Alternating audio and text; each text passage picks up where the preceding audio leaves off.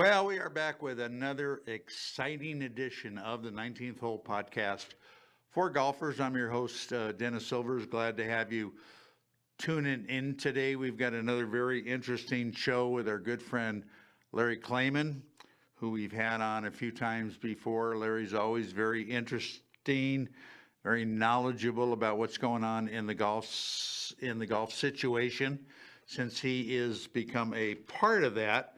And we're going to talk about that a little bit on today's show. Anyway, the weather here in Las Vegas is getting good. It's like almost springtime, and no rain again. Played Sunday. It was absolutely a magnificent day. It was a chamber day, and it was really nice to play in those conditions, other than the rain we've had and the wind and the snow and, the whole deal. So we hope it's good for you as well, in whatever part of the country you may be in now. Anyway, let me tell you a little bit about Larry. He is a longtime litigation attorney that focuses on ethics and legal standards. Larry is a former United States Justice Department prosecutor, and he founded both Judicial Watch and Freedom Watch as well.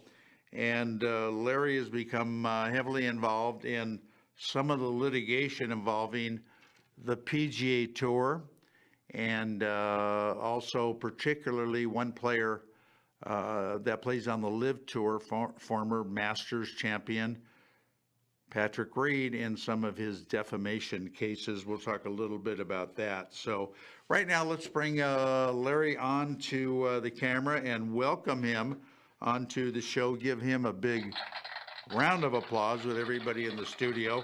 Glad to have you again, Larry.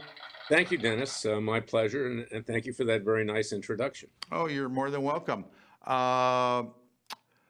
It seems like this stuff involving the PGA Tour and the LIV Tour has been going on forever, because there's been a lot of ink written about it, both about the events, about the tour itself, about the individual players. Where do you think this thing really got legs? What prompted this? What started it to begin with? Well, as an old and current antitrust lawyer, I was with the antitrust division at the Justice Department, and I helped break up AT&T when Ronald Reagan was president. And dealing with monopolies, AT&T was a monopoly. They pushed their weight around with companies that were trying to come into the market. And ultimately, in a federal court proceeding, they were broken up into pieces. That's why you have the competition you have today. It's why you have all the cell phone options and other kinds of communication options. So what you had here was a PGA Tour that was a monopolist, that controlled well over 95% or more of the market just in the United States, and pretty much the same thing worldwide. They did not want a competitor to come in to challenge their total control of professional golf. So when LIV was created in 2022, and there had been discussions about a prior league called the Premier League, which was not that different. Craig Norman was involved with that too. When Craig and others founded LIV in 2022 and started to play tournaments, first at Centurion in England, and then in Portland, and then this and that. Patrick Reed, my client, joined LIV for the Portland tournament. The PGA Tour reacted, and they didn't want to give up that hold. And it wasn't just the PGA Tour, because the PGA Tour had had these huge multi-million-dollar contracts with ESPN, with CBS, and with Golf Channel, NBC. And consequently, they also saw LIV as a threat, because they thought that LIV could perhaps get, carried by a station like ABC, which wasn't involved in golf. And then, of course, you had the golf media, which was highly dependent on the PGA Tour for access to players. They get free tickets. They're essentially bribed. Okay, that's what they are. It's a lot like the entertainment industry on Broadway, people that write about that. So they came up with a plan to destroy LIV in the inception. And what did they do initially? They smeared LIV because it's financed by the Saudi Public Investment Fund, which, not coincidentally and hypocritically, just happens to finance about 30% of commercial enterprises in this country. Everything from AT&T to Boeing to Disney to Apple. The Saudis are heavily invested, and the Saudis are our allies. They're probably one of our top 3 allies in the entire world. But what did they do? They attempted to smear the Prince of Saudi Arabia, who's very far-sighted, and the players on Live, claiming that they were acceptors of blood money, that they were cavorting with terrorists, that they were murderers, an allegation that somehow the prince was involved in the death of Khashoggi, this Washington Post journalist, which has never been shown or proven. And they cited a CIA report. Of course, when was the last time you could believe the CIA? Yeah. That's how we got into Iraq. Yeah. Okay. I mean, they're paid liars, the CIA. So, this, and I've dealt with them personally, believe me, in my legal practice. I got 2 injunctions against them for illegal surveillance, along with the NSA and others during the Obama-Biden administration. So that was their game. And of course, Liv was able to acquire a number of top players, in addition to Patrick, whether it was Phil Mickelson, had great appeal, right. Bryson DeChambeau, Brooks Koepka, Cam Smith, you name it. Liv acquired so many top-ranked players that per capita, they had more top-ranked players than the PGA Tour. And their players had personality. Mm-hmm. A lot of the players on the PGA Tour, with a few exceptions, are like cigar store wooden Indians. I mean, they just don't have a personality or a past.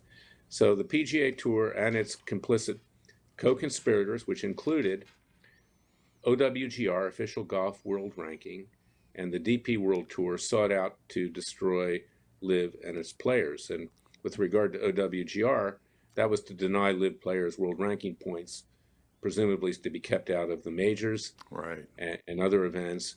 And with DP World Tour, they went along lockstep with the PGA Tour and suspended players and fined them. And this is still going on today, regardless of a framework agreement that was agreed to in June of 2023, which was proposing a merger between the 2 entities, which will never happen, by the way. We can talk about that by virtue of the antitrust laws. Despite all of that, they continue today to try to disparage and harm Liv, particularly after John Rahm was signed right. by Liv for a reported nearly $600 million. Okay, so this is where we are today. Liv will continue on. Liv has proven its appeal and its worth. It's a complementary product. There's no reason why the PGA Tour should have done this other than to maintain their monopoly. Right. Liv came up with a unique concept of team golf, and also the fact that there's shotgun starts. So every player goes off under the same weather conditions at the same time. It's infinitely more fair. The 54 holes, you have to be actually better to win those tournaments because you can't have an off round. You can't falter at all. No. And there are other tours that the Official Golf World Ranking has given points to that have 54 holes, such as Mina. Liv is now part of Mina, and Mina's part of Liv, yet the OWGR, acting at the direction of the PGA Tour and the majors and the DP World Tour, all of whom sit on the board of OWGR, are denying these points. And everybody now concedes that OWGR and its world ranking system is obsolete and completely contrived to favor the PGA Tour, which, by the way, designed it. Okay, that they were in on it. So that's where we stand. And I brought a lawsuit, as you pointed out, Dennis, in Palm Beach, Florida, and Florida State Court is going forward. I will be deposing Tiger Woods, Rory McIlroy, Patrick Cantlay, the whole lot of them that are on the player advisory board, and others at the PGA Tour in the next months. It is a class action. There's now a class counsel in addition to myself. And it's a very potent case. And it's not been reported very much because the golf media, which is in the hip pocket of the PGA Tour, doesn't want to acknowledge that it's still under risk in an antitrust investigation going forward. Right. Are you going to ask for some golf tips after the depositions, Larry? Well, I'm not sure I want any tips from Tiger these days. He I hasn't been know. doing too well, you know, and I'll be No. respectful towards him, but it's obvious that, you know, his career is probably over as a golfer, and Yeah. uh, I don't wish him any harm or anything like that, other than what he's done, which we believe to be heavily anti-competitive with regard to live. Yeah. Rory Yeah. McIlroy's had a change of heart. I think that he's Yeah. now a proponent of live. I think because he knew he was going to be deposed, you Right. know, by Yeah. me. He's definitely And softened up. There's no doubt about it. And Tiger is famous for that. And his own tournament at the Genesis, not playing well, and all of a sudden he gets this case of flu because he wanted to withdraw because he did not want to miss the cut in his own tournament. And I'm telling you, that's the only reason he well, that's the withdrew. conventional wisdom, Dennis. But I have another theory, which may be accurate. I think he was on painkillers. Okay, that stuff is very, very powerful. Could be. I don't know that for a fact. He may have mixed it with some alcohol. Yeah. Remember that just a few years earlier, he crashed his car in Palos Verdes, Yeah. California, almost killed himself. Yeah. And the big question is that was covered up. Okay, I'm not going to get into this at the deposition. That's not what this is about. But that's just my theory, is that he may have taken painkillers Yeah. and mixed it. Yeah. And that's what happened. Yeah. And for his back. Larry, I posted, and I think you'll agree, doesn't play a lot of golf that we know of at home. Certainly minimal as far as competitive golf on the tour. And you can't be sharp, you can't be competitive if you don't play and work on your game. And he can't with the physical problems he's having. And it's just a tough road for him Yeah, he right should go now. play. Wait a couple of years, play on the senior tour. Yeah. He doesn't need the money. I mean, the No. players on the senior tour, got comatose when they saw Liv come into the scene because they don't make much money. Right. They play for the love of the game. Right. But he's. I would. This is just my own opinion. I would doubt that he'll ever win another elevated event. I mean, he may win I one agree with you. with I some of agree these with lesser tournaments with Yeah. smaller purse Right. with up and coming players. But he's not going to win an elevated No. event. And you've got to be able to walk 4 rounds, and that's a task. And I don't know whether he's going to be able to do that. I get asked a lot, Larry, and I want to ask you, do you think the trouble and the PGA Tour getting so upset because do you think they possibly thought they didn't have a product good enough to compete with Liv, and that was the reason they didn't want any competition?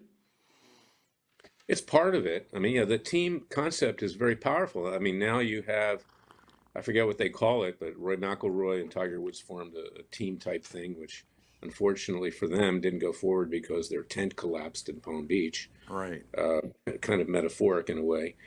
But you also have, it's very friendly towards younger people. You have music, and it doesn't bother anybody. It's really a misconception that music's going to distract you. It probably soothes you and makes you feel more calm in some ways. But yeah, it's a fun event. Live is fun, and that's why I say it's complimentary. Live is also a worldwide tour, much more than the PGA Tour. Yeah. Most right. of the tournaments, for instance, in 2024, are not being played in the United States. They're being Sure. played in Australia or Spain, Mexico, other places. Saudi Arabia, for instance, is a place. And the Saudis are starting to really love golf as well. Of course, the people that backed Liv from Saudi Arabia, both the Prince and Yasser, they love golf. And so the concept that this was just sports washing was basically BS, okay? Yeah. Because golf is a favorite sport of the powers to be, of the public investment fund. Right. Okay. Yeah. And your friend Yasser, who heads that, I read played in a Pro-Am in Mexico the other day. Got a spot in the Pro-Am, which is kind of cool. Yeah. Now, and here's the thing, is that where I think this is going to come out, and I can't speak for Liv, and I can't speak for anybody else, as an antitrust lawyer, and with my case in Palm Beach, is that there will never be a merger between the two tours. it is impossible based on the law. Okay, and it won't happen because not just of the law in the United States, but the law in Great Britain and also the law in the European Union.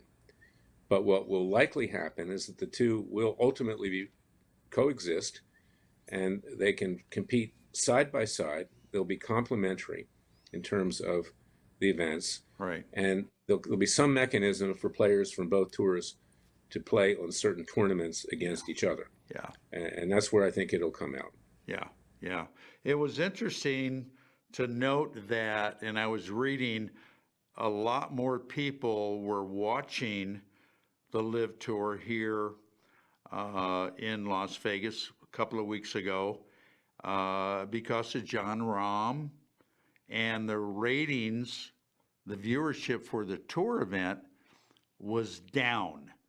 And you know what? That should tell them something. That should tell them something, It Larry. did. You know, and last week, to continue what I said I was doing with regard to my case in Palm Beach, the antitrust case, I said, look, I'm a golf fan. I'm a consumer. I brought the case in my own name, and then I added a class aspect to it. I went to a number of PGA events last year. I paid inflated prices for the lack of competition. I was deprived the opportunity of seeing the best players play Right. together. Right. So I went to Riviera, bought a ticket, very expensive, and saw what was going on. And I was there on a Saturday, and I got to tell you, there really wasn't much excitement. Hideki Matsuyama, by the way, won. I think that's good that he won. By the Yeah. way, he wanted to become a member of LIV, but he based on source information, he got threatened that Japanese players would be barred from the PGA Tour if he ever became a member Really? of LIV. Interesting. So I'll be deposing Hideki too, and I like Hideki. People like him, Yeah, he looks like But- a great guy. Yeah, he is, and he actually can speak English, from what I understand. He just doesn't want to, which you can understand because he wants to be accurate, what he's Right. saying. Right. But and he understands. But the bottom line here is that there was no excitement at Riviera. It was a bust, and now even the leftist fake news golf media is writing that the PGA Tour is falling flat because their players, generally speaking, with the exception of Tiger and Rory and a few others, they don't have a personality. And look, Scotty Scheffler's a great player. He can't putt for what anymore, but even with that, he's still finishing in the top 10. But nobody's yeah. interested because he's just there. Okay, Yeah. and Yeah. and Xander Schauffele, great Schauffele. player too, but he's just there. They Yeah. don't have a personality. The Yeah. LIV players all have these personalities that Yeah. make it very, very interesting. Yeah, that's very true. All right, Larry, hang in there. We're going to take a short break, and when we come back, we'll have more of the 19th Hole podcast with our special guest, Larry Klayman. We are back right after this. Hang in there.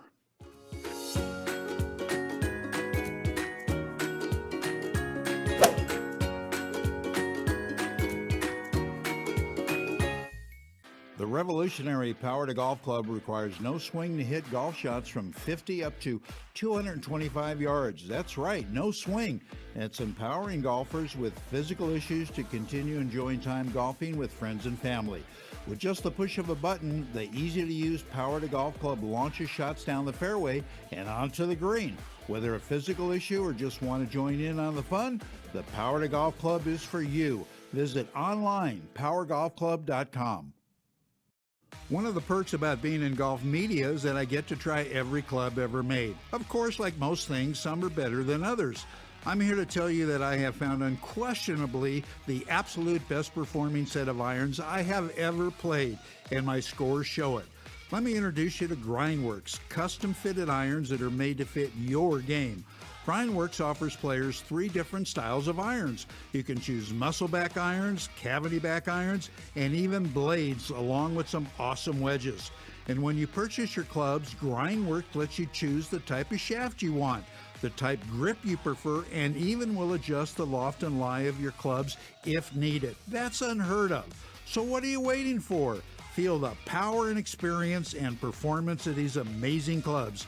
Simply go to grindworksusa.com or call 281-651-4046 to order. Trust me, your handicap will love you for it.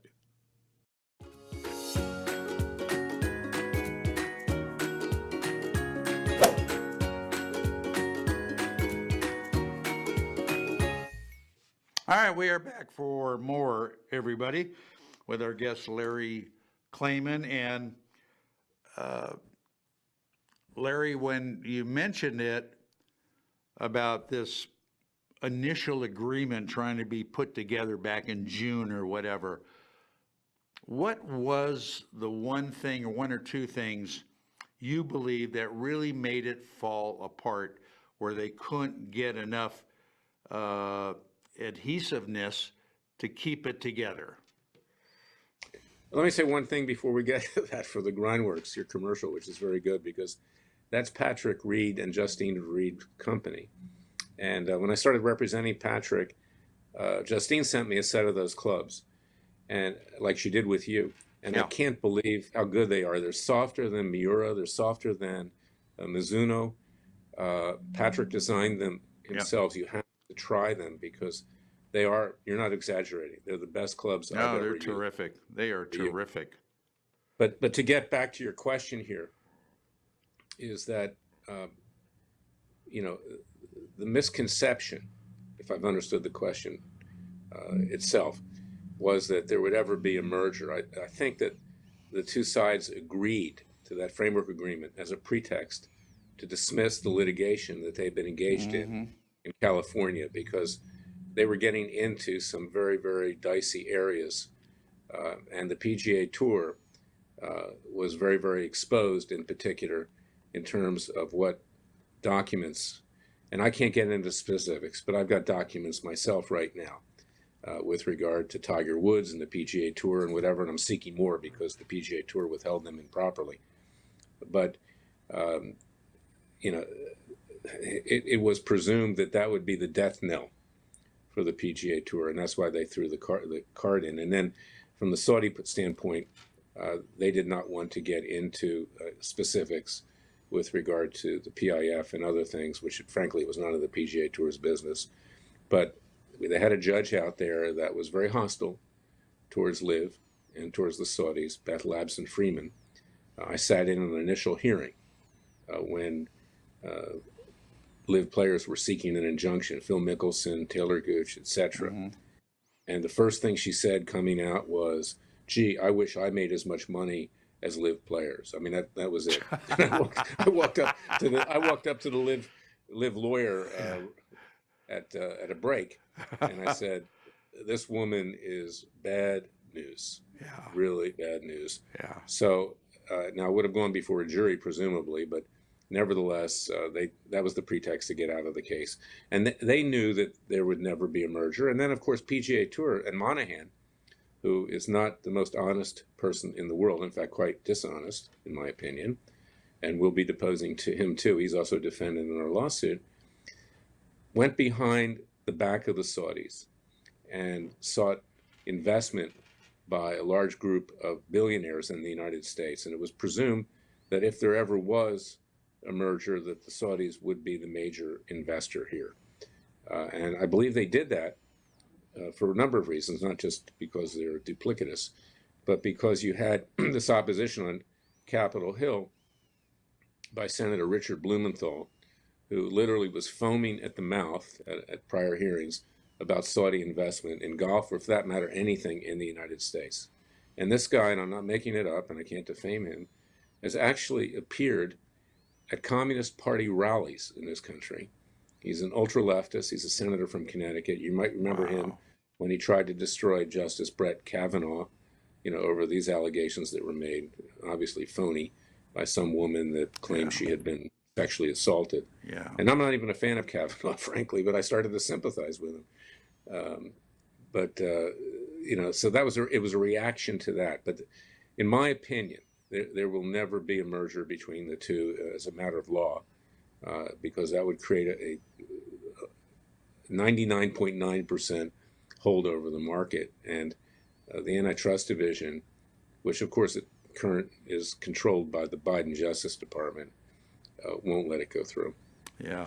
Well, as far as a quote legal agreement, but can there be some kind of understanding, Larry, that you alluded to before, as far as getting together on certain events or, this type Yeah, of thing? Yeah. yeah, there can't be collusion in terms of setting prices. They can't Yeah. divide markets, okay? Those are per se violations of antitrust laws. And Florida's laws are even more expansive than the federal law. And we've also sued under the Florida Unfair Trade Practice Act, which gives consumers rights. So that kind of stuff won't happen, but they could, set the tournaments at certain times that the players could compete head to head. And when that happened, for instance, at the Masters, the ratings went way up, okay, for television viewership. Yeah. When Patrick competed against Rory McIlroy, the two of them were coming down the wire in Dubai a year and a half ago. Ratings went way up, even for the DP World Tour, which was a Yeah. DP World Tour event. So it would benefit both leagues to have competition between themselves, in terms of the players. And, I got to tell you, the fact that, and I have nothing against Scotty Scheffler, I'm sure he's a really nice guy, but he didn't deserve MVP this year. The person that deserved it was John Rahm. I mean, the guy won 3 or 4 tournaments. He won the Masters, Yeah. and yet they give MVP, among the voting at the PGA Tour to Scotty Scheffler, who's number 2, but John Rahm's number 1. It's clear about that, in terms of last year. Mm-hmm.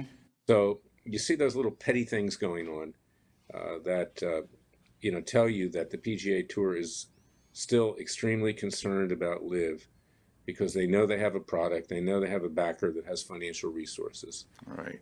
After Rahm was signed, LIV signed Adrian Meronk, a Polish player who was slighted with regard to the Ryder Cup on the DP World Tour, and they also signed Tyrrell Hatton, who's a great player, Yeah. also of the DP World Tour and of the PGA Tour.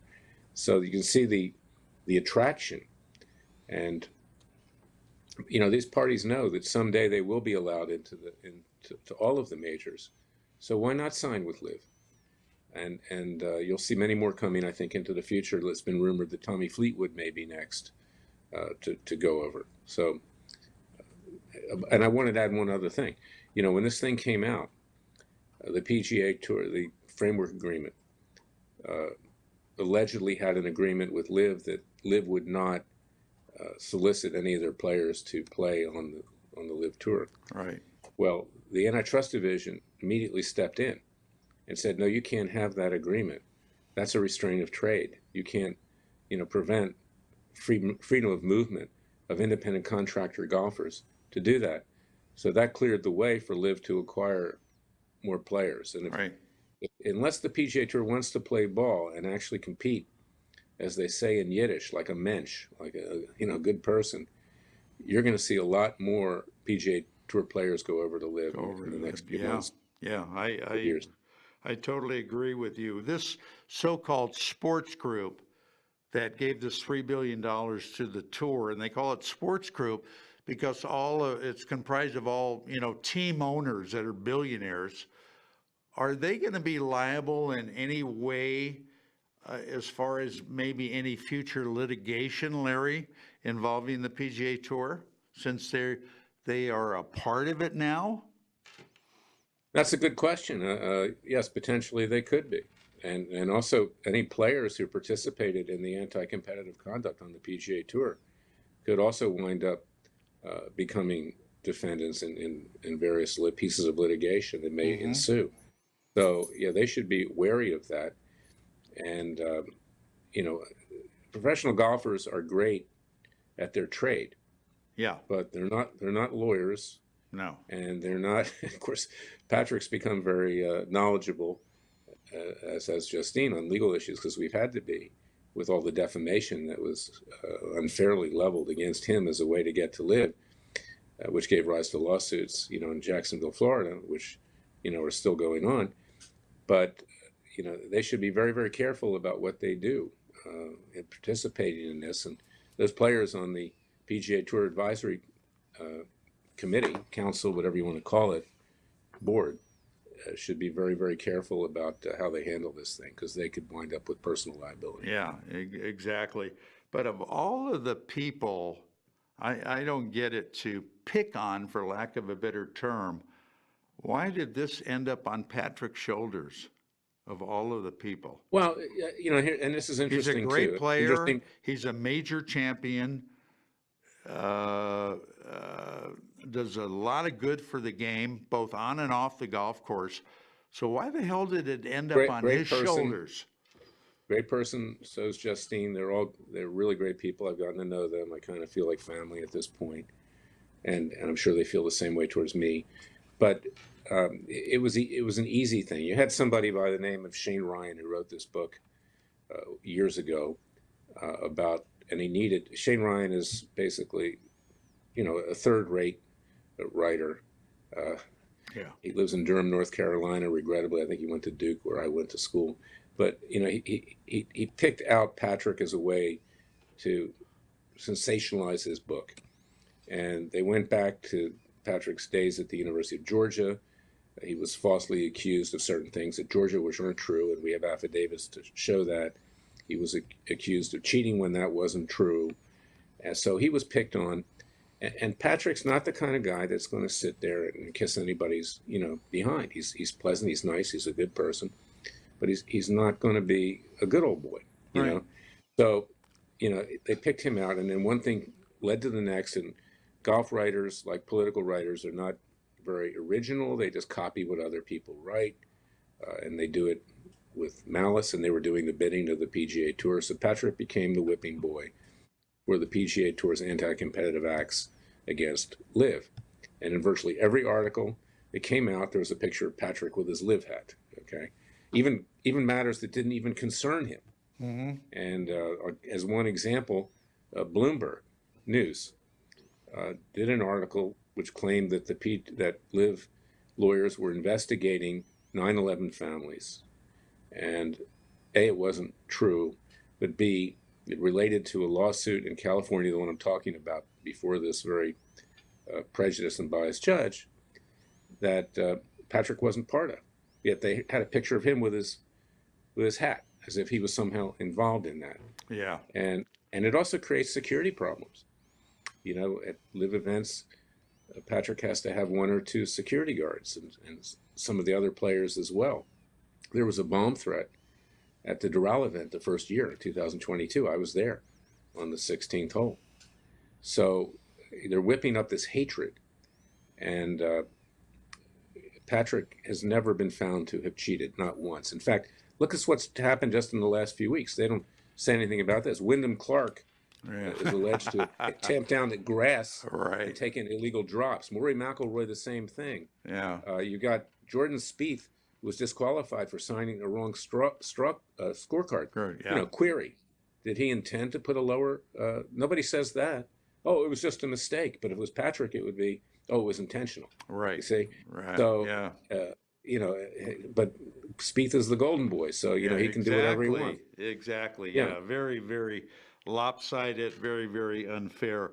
I failed to mention that Larry's also an author of 2 books. It Takes a Revolution and It Takes a Counter Revolution. Are you going to write a book about all of the litigation and all the stuff you're going through with the PGA Tour and stuff, and all of the dust settles? You should. Subject to attorney-client privilege, I probably will. I mean, I got to tell you something. People know me from Judicial Watch and Freedom Watch, and I'm an activist, lawyer in another part of my professional life. I'm a private lawyer when it comes to representing Patrick and others, and I have other clients as well. But I've never had as much enjoyment as being part of the golf industry and representing these golf interests like Patrick. It's a way I can stay sane, because if you look at what's going on in our country today in Washington, crazy. And you have another show, Pick Your Politics, which I've been on. This country is basically almost, it's on its knees. It's gasping for air. Yeah. It's been nearly destroyed, by, the Biden regime. And it's been also, harmed by the Republicans, who don't do much of anything other than raise money and pontificate. Yeah. So it's kind of like a release for me in many ways, because I hate to see what's going on. And if people are interested in what I do, they can go to freedomwatchusa.org which is also the entity which brought the antitrust case in Palm Beach, because I believe in economic freedom as well as, you know, individual freedom, Yeah. political freedom. Tell everybody about your podcast, Larry. I was remiss in not mentioning that as well. And I've had the pleasure of being on a couple of times. But tell Well, I do everybody a about radio your show every podcast. week. I do a radio show every week on Radio America, which you can get at freedomwatchusa.org. You can find it at Freedom Watch's YouTube channel. It's on Rumble, it's on Truth Social, it's on a number of different places. You can find it. Go to freedomwatchusa.org, and if you want to contribute to our cause, we don't mind with tax-deductible contributions. We need it. But I also do a daily podcast, which you can also find at freedomwatchusa.org, and also, you know, at YouTube and other places. Right. So yeah, I try to make a comment every day. You know, I am a lawyer of many years. I can see through what's going on, and if I do say so myself, no one understands the corruption, dishonesty, and deceit of Washington, D.C. as well as I do. So even when I make negative comments, I'm trying to make the country better. I'm not. I'm still an optimist. Right. Because basically, you have to excise the cancerous tumor Correct. before we can survive as a nation, and we've got a cancerous tumor right now That's in a number of areas. You are absolutely right. All right, Larry, stick around. We're going to take another short break, and when we come back, we'll kind of wrap up the show with Mr. Larry Klayman with more great information. So stay with us. We return right after this.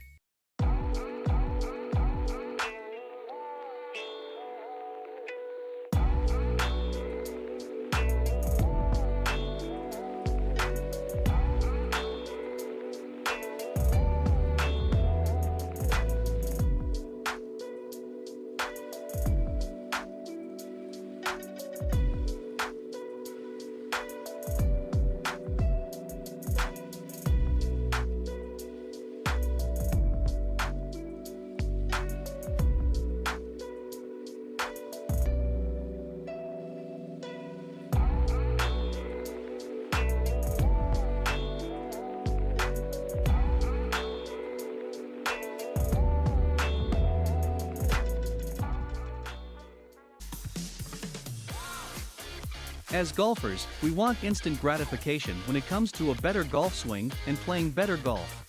Impossible, you say? Not anymore. Golf Boost Artificial Intelligence, AI, has developed and patented the most advanced swing analysis technology in golf. Simply, the algorithms detect your body position and then analyze your golf swing using their artificial intelligence technology.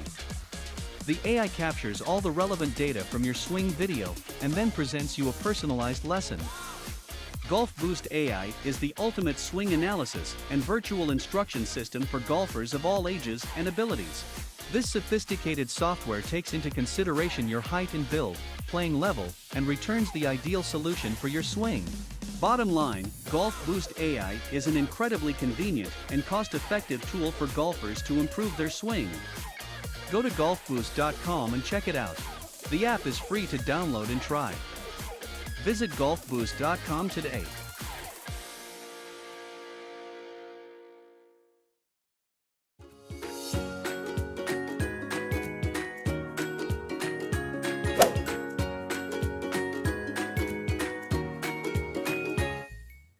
All right, we are back with Larry Klayman as our special guest on this edition of the 19th Hole Podcast for Golfers. I'm your host, Dennis Silvers. And Larry, have you gotten any feedback other than perhaps Patrick about how the players felt about playing in Las Vegas a couple of weeks ago for the first time?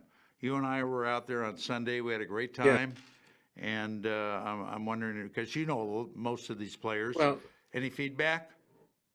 I don't have any specific feedback, but I could tell, as you could, looking at how they were acting, even under inclement weather, I might add, that they were very happy to be there. Las Vegas is a great city. I love Las Vegas, not because of gambling. I'm not a gambler. I usually stay in Summerlin. We're out there. When I represented the Bundys, for instance, I would stay out there at the Marriott. But I know that it's an exciting city. It's up and coming, Yeah. and people are moving there in droves. Yeah. For no other reason than you don't have an income tax like Florida and Texas. But it's also a great place. The people of Las Vegas are great people, and the working level. So Yeah. I know that the players, I could tell that they enjoyed their Yeah. time there. I could too. I could too. There was a real good buzz about it. And speaking of the Marriott, I'll be emceeing a fundraiser there Wednesday night for a great young lady who's running for mayor of Las Vegas, Debbie Peck. And I'll be thinking of you when I'm at the Marriott. So that would be great. So we're trying to get you back out to Las Vegas to play some golf.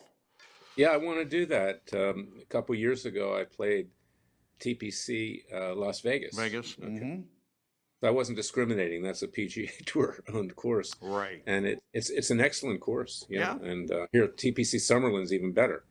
So, and also you've got a lot of Club Corp courses out there and a lot of other courses that are really great. Yeah. No, we have some good golf out there, and we're anxious for you to come out and stay again and get a couple of rounds in and everything.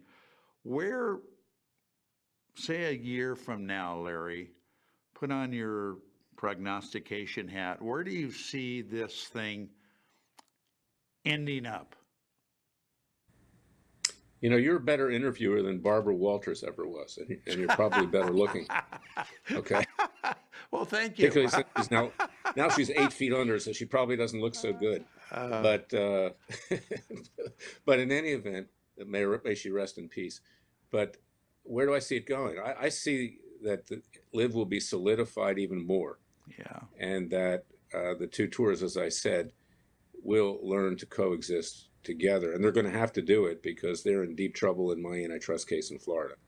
And I'm confident of getting a verdict from a jury against the PGA Tour. And also, I had added the DP World Tour, which is the European Tour, and the Official Golf World Ranking, both located in the same building, by the way, in Wentworth, England. No coincidence. And the DP World Tour was basically bought and paid for by the PG World Tour, big investment. That little game of collusion is going to be broken up in my case. And you'll see that the LIV players are going to have to, they will get world ranking points, or they'll come up with a new system. And you'll see them competing in all the major tournaments. Good. Once they qualify in the ordinary course, as any other golfer. Because that's what golf fans want. They want to see these guys, Patrick, some of the best players in the world. Patrick has a lifetime exemption to the Masters. And so, I'll be there this year watching him. And if he does well, because his world ranking points have declined because of this unfair competitive conduct, then he'll be able to participate, in one or more of the other major tournaments. This happened last year because he finished third, tied for third last year. And that gave him enough points to then play in the other major events. And believe me, those other major events, the people that ran them were doing their best to manipulate their rules retroactively to keep him and other LIV golfers out. That's extremely anti-competitive. I'll be deposing them as well in my lawsuit because their conduct was transparent. Yeah, that is incredible. Well, I'm sure you will have a good time at Augusta National, and it seems Patrick always steps up, kicks it into another gear with the big events, with the majors, with the World Golf Championships that he's won. So, good on him. Well, let me tell you, he's a 9-time PGA Tour winner. He's a 2-time Olympian. He's a Masters champion. He's won a number of other tournaments. If media hadn't beaten up on him the way they did, and I also see some of the low-class fans, some of these, and I'm not anti-youth, okay, but people in the range of 25 to 35, they get drunk at events and things like that. Yeah. I've seen what happens. The guy would probably have at least 25 victories by now if people had laid off him, But you got these low-class people that show up at the PGA Tour events and sometimes at the majors, and they're showing off for their girlfriends or their boyfriend. Right. And, and that was another reason why he left the PGA Tour, because they did not protect him Right. or his family. They really abused him on the PGA Tour. Yeah, that is true. And I think you're absolutely right. There are a number of really good players that are kind of in line wanting to leave the PGA Tour to get over to live. And I think it's just a question of time. And I am predicting, Larry, you heard it here first, Tyrrell Hatton is going to win a major this year. Oh, yeah, he's an excellent golfer. He is fantastic. He's unflappable. Yeah. He's unflappable. And I think Joaquin Niemann was just given an exemption yesterday. To the Masters, right. To the Masters. He's a great player. Yeah. They've got so many great players on LIV. Yeah. In fact, you're now starting to see articles written by left-leaning fake news golf media, which are saying, you blew it, Monahan. You blew it, PGA Tour, because now LIV has better golfers, a better strength of field than the PGA Tour. Yeah. Per capita. Yeah. Per capita. Yeah. No, absolutely. And no one was interested right. in Riviera last week after Tiger, Withdrew. for whatever reason. People lost interest. Exactly right. Exactly right. So anyway, Larry, we're out of time. Thank you so much again for your time. I know you're busy as hell, and we always love having you on. We'll get you back sooner than later. Keep up with what's going on with all the litigation and stuff like that. We always enjoy it. Always enjoy it. Well, I enjoy it too, Dennis. You're great. You're a good friend, and we appreciate the support. Okay. FreedomWatchUSA.org. We appreciate it. There you go. There you go. I'll talk about it. Anyway, thanks again, Larry. We'll talk to you soon. All right, we're going to step away one more time, take our last break for the show, which is going to include the Golf Minute. So pay close attention. We're right back.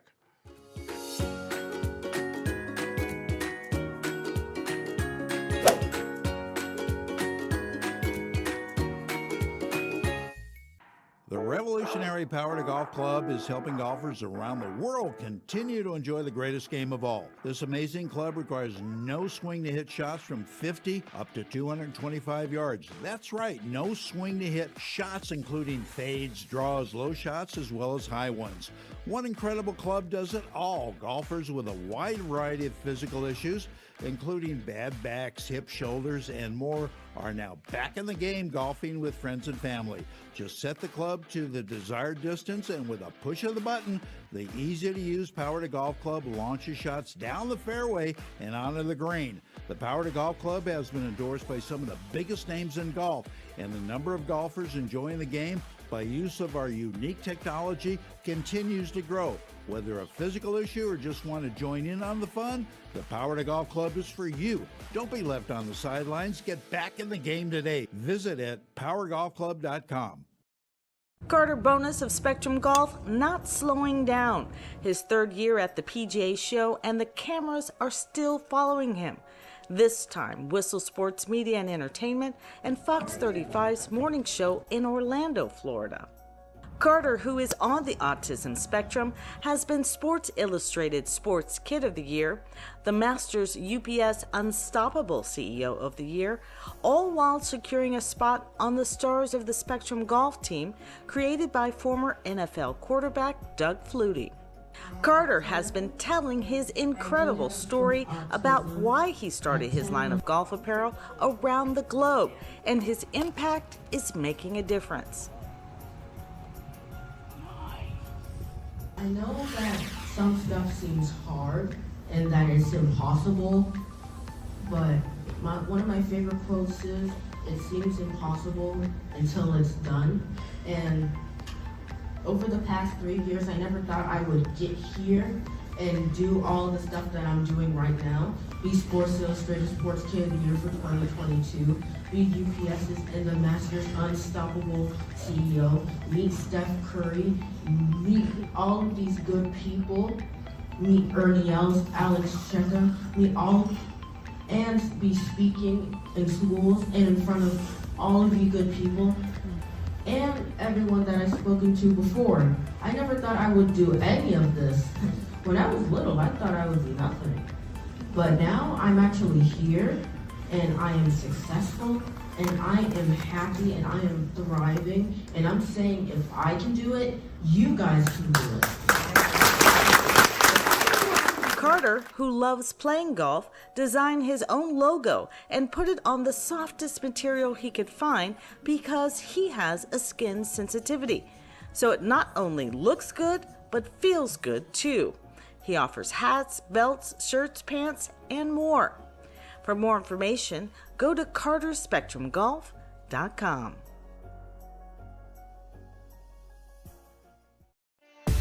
Hi everybody, I'm Dennis Silvers for 8 News Now, here with another Golf Minute. I'm with Adam Markman, PGA teaching professional out here at Stallion Mountain Golf Club. Adam, so many people come over the top and they wonder how they could stop it from pulling it left or slicing the ball. Give everybody a tip on what you tell your students. Sure, absolutely. Thanks, Dennis. You know, one thing I recommend players to do is you don't have to necessarily take a driver out to start your round, or on any par 4, for example. Just take a simple 3-wood or a hybrid out and you want to just swing smooth and easy. You're not trying to kill it. Use the upper portion of your body, your shoulders, because when that happens, you start doing things and getting a little bit too tight at the top, and then when that happens, you're going to be doing this versus using the lower body and the legs to clear out and hit more square, okay? Adam, that was really, really great advice. I know that's going to help me. A lot of our viewers stay out of the woods. I'm in there so much, I'm starting to know the bears by their first name. So really, really well done. Stallion Mountain Golf Club. We'll see you back next time with another Golf Minute.